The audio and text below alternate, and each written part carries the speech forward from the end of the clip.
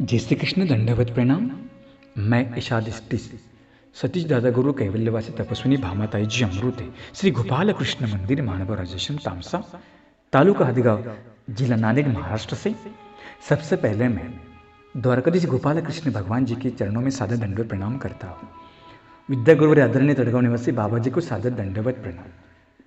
तामसा निवासी गुरुवर दादाजी को ही दंडवत प्रणाम। अमृत प्रवर्तक ग्रुप के माध्यम से और राजस्थान के ग्रुप के माध्यम से जो देश विदेश में कथा सुनते हैं वो सभी को मेरा जय श्री कृष्ण दंडवत प्रणाम। आज हम कथा में सुनेंगे। कल हमने देखा था कि चक्रवर्ती महाराज ने द्रौपदी माता की लाज बचाई, जयद्रथ जो था उससे बचाया और पांडव अपना 12 वर्ष का वनवास चक्रवर्ती महाराज की कृपा से पूरा कर रहे थे। देखो, जीवन में कोई भी संकट आए, अगर भगवान की कृपा होती है हो कितना भी आसान कार्य क्यों ना हो से सफल कर पाते हैं। उदाहरण है पांडवों का वनवास। चक्रवर्ती महाराज जो थे पांडवों से मिलने आते जाते थे। द्वारका में जाना, पांडवों के पास आना, क्योंकि भगवान ऐसे होते, भगवान तो भक्त के बिना रह नहीं सकता। उनकी प्यारी भक्त थी द्रौपदी। वो तो हमेशा चिंतन करती थी 24 आवर्स, 24 घंटा तो भगवत का चिंतन करती थी। हमने देखा पांडवों का 12 वर्ष का वनवास पूरा हो गया, 1 वर्ष का अज्ञातवास बाकी था। चक्रवर्ती महाराज ने कहा, तुम ऐसी जगह जाना, ये जो दुर्योधन है, ये अत्याचारी है, वो तुम्हें ढूंढने का प्रयास करेगा। नियम ऐसा था, अज्ञातवास में जाने के बाद अगर हम तुम्हें ढूंढकर निकालेंगे तो तुमसे फिर से 1 वर्ष का अज्ञातवास तुम्हें भोगना पड़ेगा। महाराज ने कहा, तुम अब दूर देश में निकल जाना। कहां जाना? विराट नगरी में चले जाओ। वहां जो विराट राजा है उनके पास जाना, लेकिन तुम्हारा पूरा भेष बदल कर जाना। ये भेष लेकर नहीं जाना। अगर तुम जाओगे उसे पता चलेगा और तुम्हारी कीर्ति तो सब जगह है। कि कौरवों को बात पता चलेगी पांडवों ने आश्रय लिया है द्रुपद राजा का। द्रुपद था।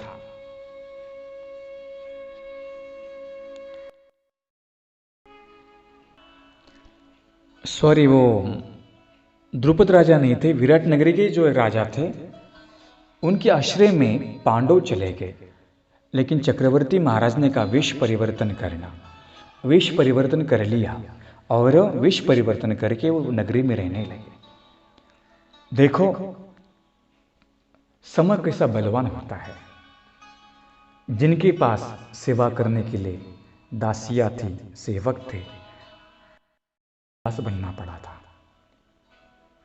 रे साधो समय बड़ा बलवान, रे साधो समय बड़ा बलवान। समय ऐसा होता, बड़ा बलवान होता है। ना जाने किस पर कोई सा संकट आता है, कोई सा चक्र आ जाता है। पांडवों ने भेष बदलकर उस विराट नगरी में वो सेवा करने लगे। युधिष्ठिर जो था वो कंक बन गया। जो बलशाली भीम था वो किचन घर, जिसे भानवस कहते हैं, या किचन रूम, खाना परोसने का काम किसने लिया? भीम ने लिया। और अर्जुन ने, जो इंद्र ने शाप दिया था, बन गया। वो शाप के साथ आपको पता है, जब अर्जुन स्वर्ग में चले गए थे कुछ दिन के लिए, वहां इंद्र की जो पत्नी थी, यानी अप्सरा जो थी, इन एक अप्सरा अर्जुन पर मोहित हो गई और कहने लगी, तुम मेरे पति बन जाओ, मैं आपसे विवाह करना है। उसने कहा, मातोश्री तुम मेरी माता हो, तुम मेरी पत्नी नहीं बन सकती हो, क्योंकि इंद्र मेरे पिता है। तो आप मेरी माता ही बनी। यहाँ का कोई भी परिवार हो वो मेरी माता है, मैं आपसे माता के दृष्टिकोण से देखता हूं। उसे गुस्सा आ गया। वो बोली, तुमने मेरी इच्छा पूरी नहीं की, इसलिए तुम भी स्त्री बनोगे, स्त्री वेश आपको लेना पड़ेगा। और यही शाप अर्जुन ने उस विराट नगरी में पूरा कर लिया। यानी अर्जुन ने ब्रुन्नड़ा का, यानी स्त्रीत्व का वेश उसने लिया था। ब्रुन्नड़ा बनकर उसने विराट राजा की जो बेटी थी, कौन, उत्तरा, उत्तरा को नृत्य पढ़ाते थे।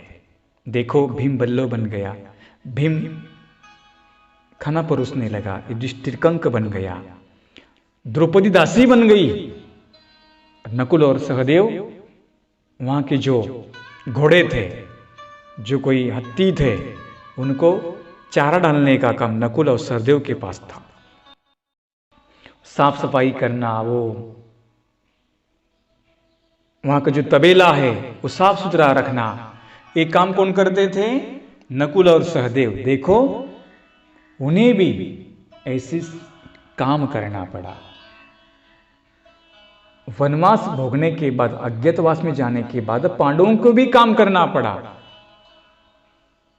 देखो पांडवों को अगर काम करना पड़ता है, हम तो ये प्रपंच में आए, जो प्रपंच में हमें कर्म वो तो हमें करना ही पड़ता है, लेकिन वो कर्म जो है प्रामाणिक से होना चाहिए, जो कर्म है अच्छा होना चाहिए। जिसके पास तुम जाते हो उसका काम तुम्हें करना ही पड़ता है कि नहीं।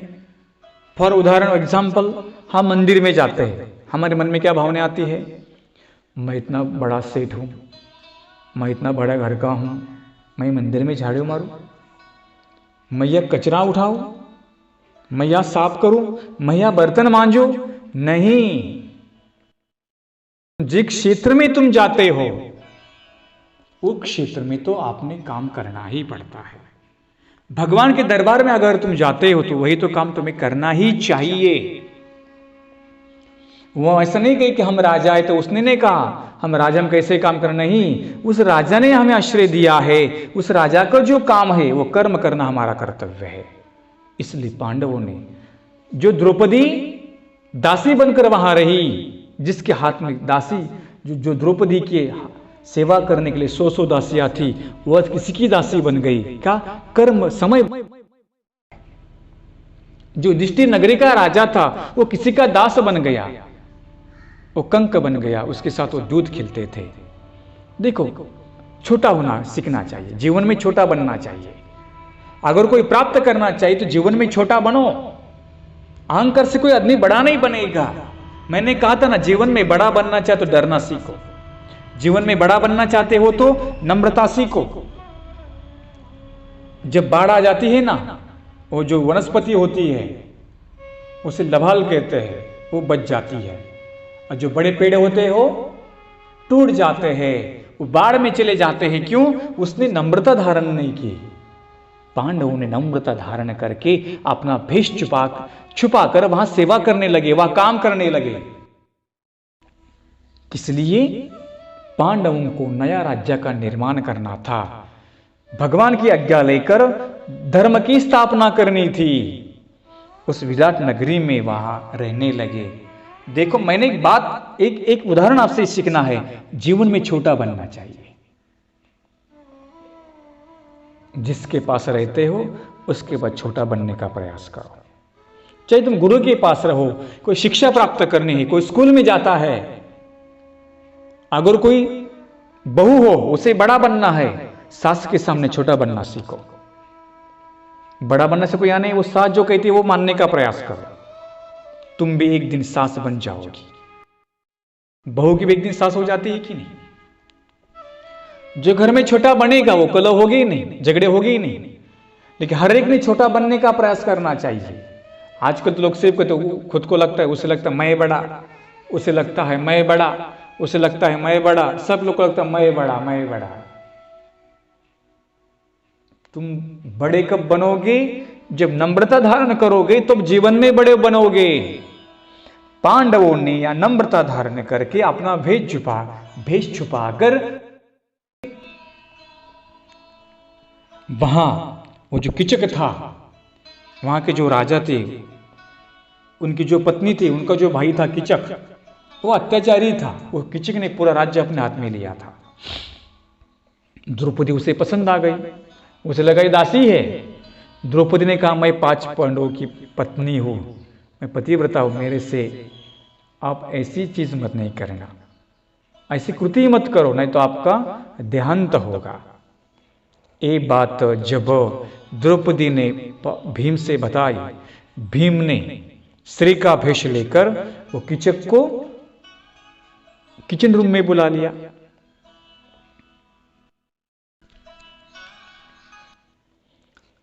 वहां बुलाकर दोनों का युद्ध हो गया। उस युद्ध में कीचक को भीम ने कीचक का वध कर दिया। जब ये बात दुर्योधन को पता चली, दुर्योधन को पता लगा कि कीचक को भीम के अलावा कोई मार नहीं सकता, यानी पांडव वहां है। बहुत दिनों के बाद ये पता चली, दुर्योधन ने एक मल्ल को जिमुति वाहन नामक का मल्ल वहां भेज दिया। वहां भी भीम ने उसका पराभव किया। तब दुर्योधन को और भी बात पक्की हो गई, ये पांडव ही है, लेकिन बलशाली जो है अभी पांडव ही है, इतना राजा बलशाली नहीं है। फिर दुर्योधन ने अपना पूरा सैन्य लेकर उस विराट नगरी पर आक्रमण कर दिया।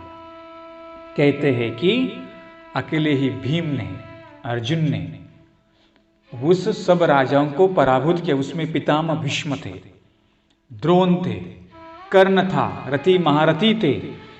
वो जो आक्रमण करने के बाद विराट नगरी की जो गोधन थे, यानी जो गैया थी, वो लूटने का प्रयास कर रहे थे। विराट राजा को लगा ये तो कोई सामान्य नौकर है, ये क्या पराभूत करेंगे, उसे पता नहीं था। लेकिन युधिष्ठिर ने कहा महाराज जी आप सैन्य मत भेजो, ये जो है ना भ्रुन्नड़ा वही उसका पराभव कर देगा। वो जो है ना बल्लो भीम जो काम करता है, खाना पकाता है, वही उसका पराभव कर देगा।